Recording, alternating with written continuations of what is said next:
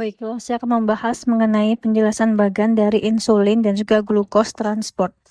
Di sini yaitu gambar ini menjelaskan bagaimana insulin membantu glukosa masuk ke dalam sel dan juga bagaimana insulin merangsang penyimpanan energi.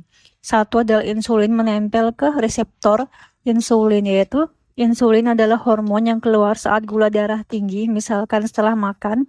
Di permukaan sel ada reseptor insulin.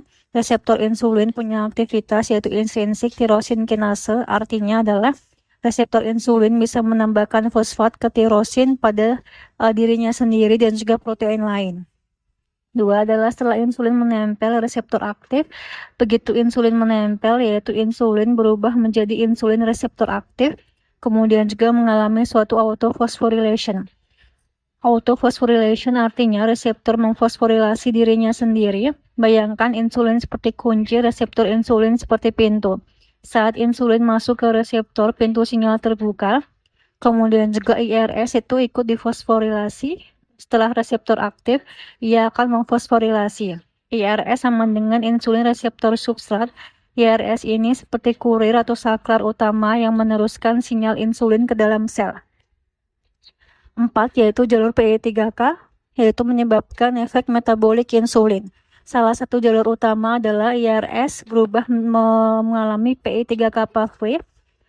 Jalur ini menyebabkan GLUT4 pindah ke membran sel, kemudian juga glukosa masuk ke dalam sel, sintesis glikogen meningkat, sintesis lipid meningkat, sintesis protein meningkat. GLUT4 adalah transporter glukosa terutama di otot rangka jaringan lemak. Jadi insulin membuat GLUT4 pindah dari vesikel ke membran ini sehingga glukosa bisa masuk ke sel. 5. Di hati insulin meningkatkan sintesis glikogen. Pada hepatosit insulin meningkatkan penyimpanan glukosa sebagai glikogen.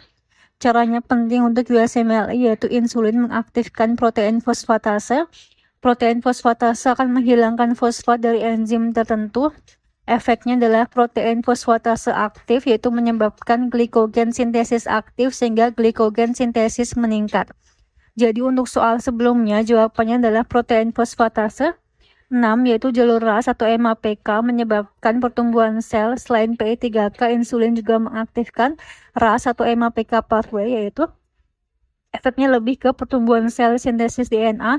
Jadi mudahnya adalah PI3K itu lebih ke efek metabolik, RAS atau MAPK lebih ke efek pertumbuhan. Cara menghafal cepat yaitu insulin sama dengan menyimpan energi. Insulin melakukan masukkan glukosa ke sel melalui GLUT4. Simpan glukosa sebagai glikogen buat lemak, buat protein. Mnemonic yaitu insulin is storage hormone. Simpan dalam bentuk glikogen fat protein. High yieldnya adalah reseptor insulin ini adalah reseptor tirosin kinase, bukan JAK, PKA fosfolipase C. Efek metabolik insulin untuk sintesis glikogen terjadi melalui protein fosfatase activation.